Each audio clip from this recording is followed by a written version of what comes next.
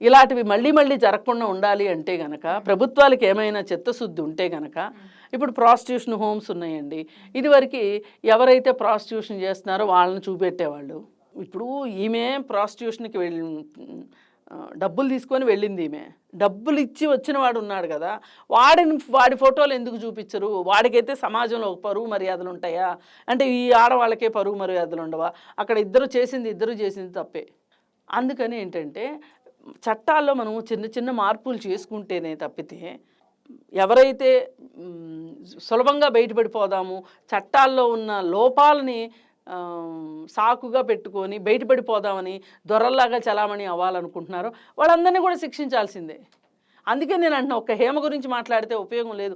ఆ 80 మంది ఎవరున్నారో 80 మంది బయటికి రావాల్సిందే. అది వాళ్ళు బెంగుళూరు వాళ్ళ, ఆంధ్రప్రదేశ్ వాళ్ళ, తెలంగాణ వాళ్ళ, ఇర్రెస్పెక్టివ్ ఆఫ్ స్టేట్స్ రావాల్సిందే బయటికి అందరూ.